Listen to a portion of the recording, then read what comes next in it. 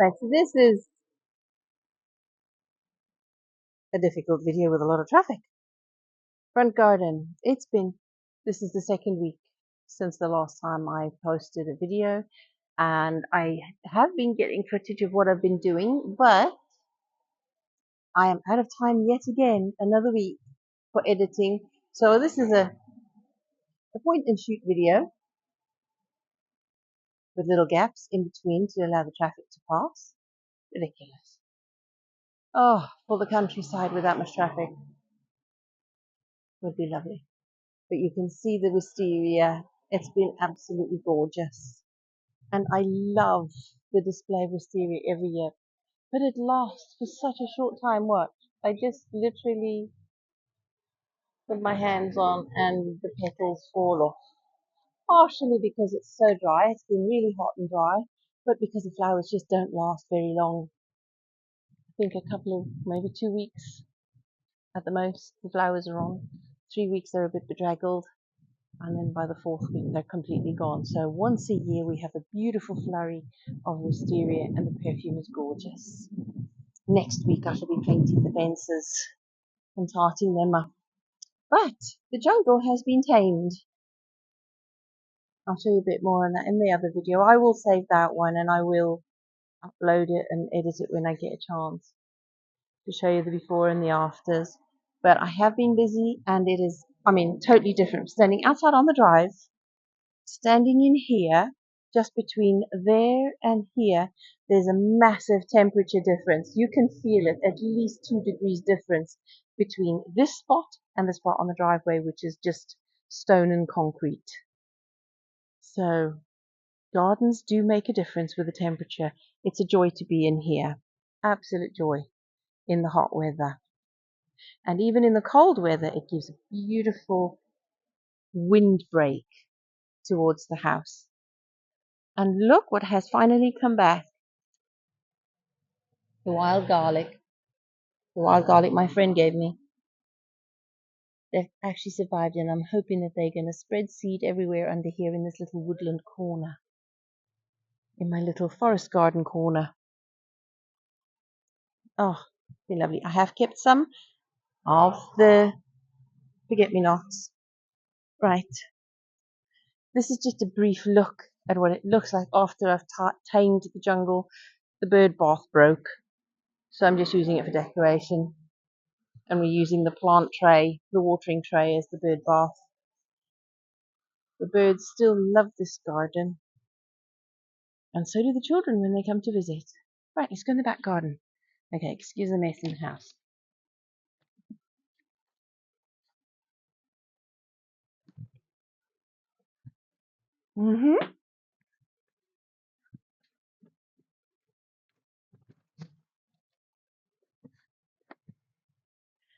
The potting shed is extremely busy, and the poor tomatoes are really struggling up there. They need to be potted on now. My seedlings died. They couldn't cope with the weather, so I had to go and buy a few plants because I was determined to get my tomatoes up and ready, and it would have been too late for seed now. Way too late. It's May now, and they need to be up and ready to be in the ground ASAP. So hopefully by tomorrow I'll be able to get a few of them in pots. And everything else is bolted in the heat and the dry weather. But with chard, which is really great, I can cut down the main growing stem and new plants will grow out the bottom. So that's perfectly fine. The lamb's lettuce is seeding everywhere, so they'll just sow themselves. Everything else is starting to look much happier. Oh yeah, look at that. That is just 1 week's worth of, not even a week's worth of growth on the top of the swede.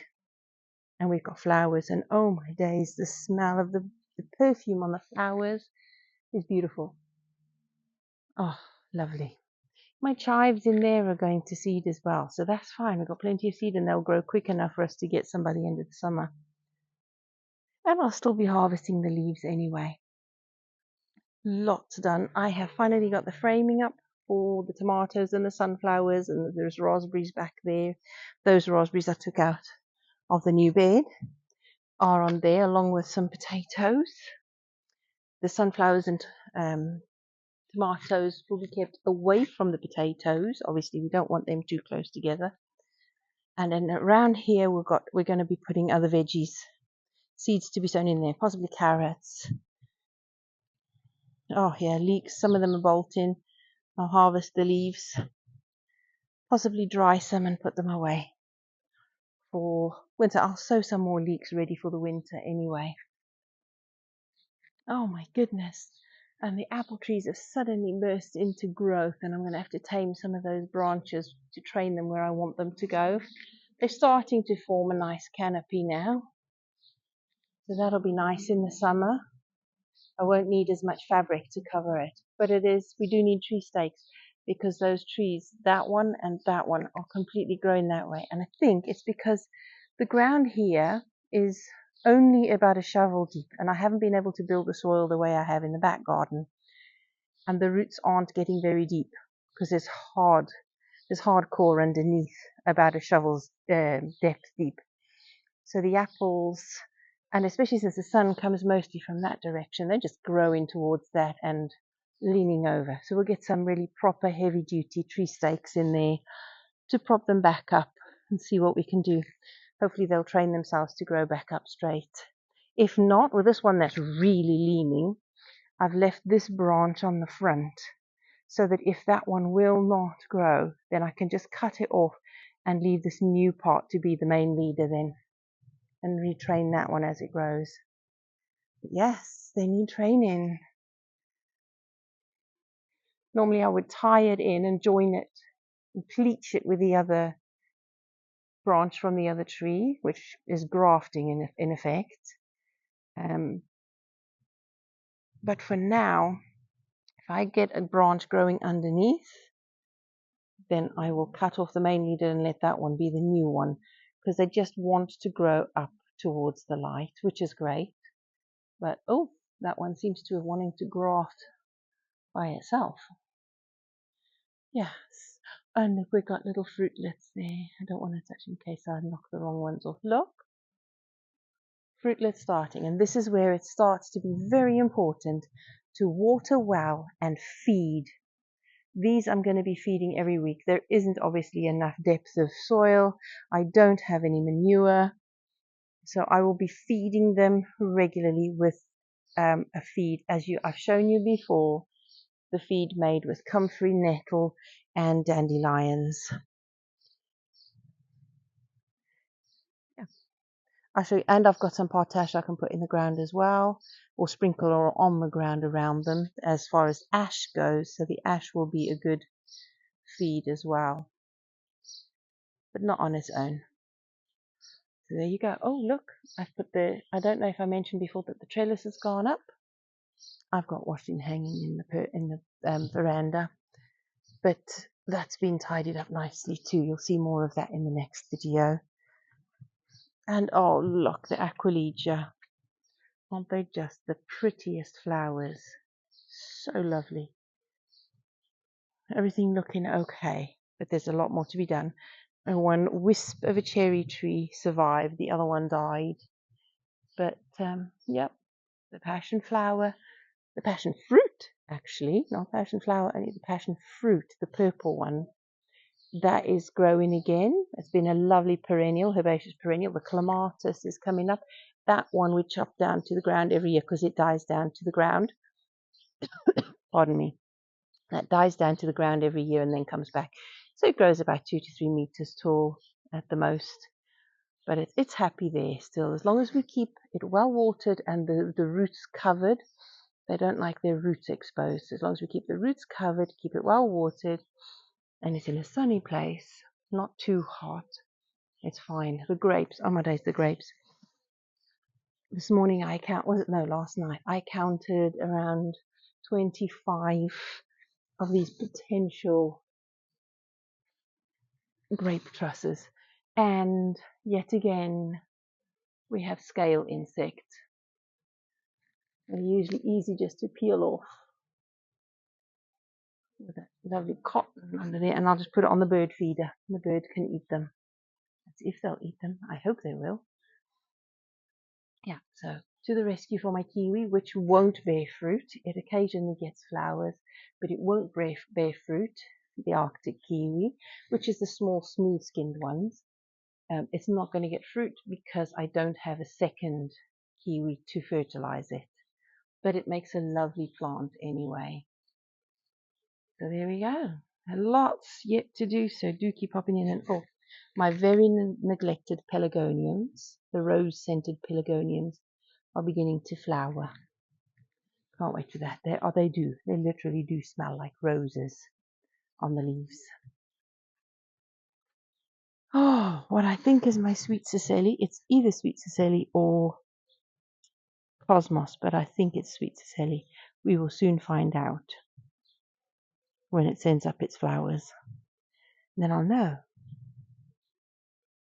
Oh, well, there you go. And in this beautiful summer weather, which we've had unseasonably early, I'm enjoying it while it lasts. Oh, look, Tweet is back. He's coming. Oh, have you run out of food? Oh, yep, the house sparrows have nicked them all. Here we are. Hang on a minute. Right, we keep some up here for them. Can I open this with one hand? He's waiting. Look, there he is. I'm coming, Tweet. Here we go, sunshine. Look, there you are. Here we go. There you go. Yep, you know I've put it there. You're welcome.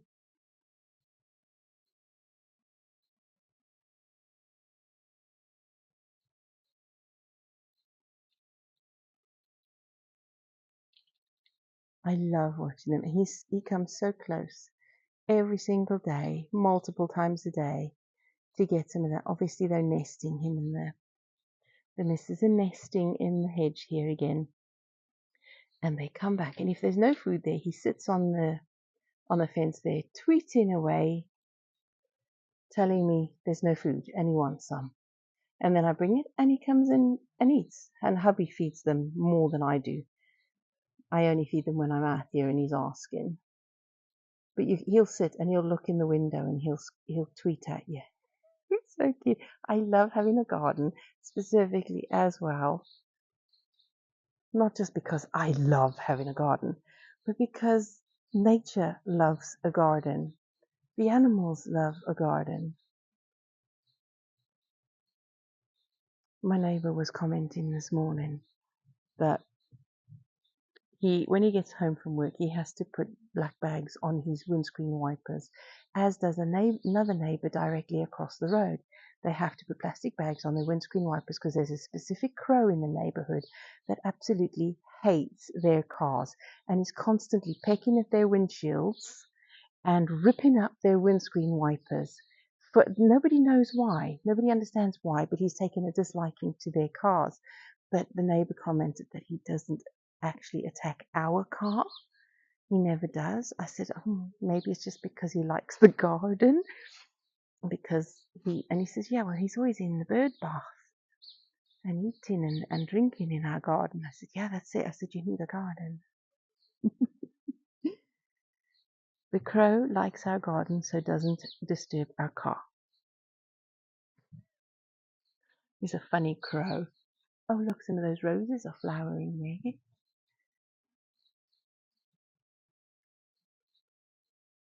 And those are lovely blossoms. They actually have a beautiful scent on those roses. Most of my roses don't actually have a scent, which is so sad because I absolutely love scented roses. I need more. Until I find more scented roses, I don't have enough. I think I have 11 already, and that's not enough. Until I have every color and every scent I can find. That one is one that was gifted by a friend. And she looks like she's going to get some roses, but she's been struggling so much. Yep, there are some buds. Tiny little buds. Yeah. Here we go. There will be some roses.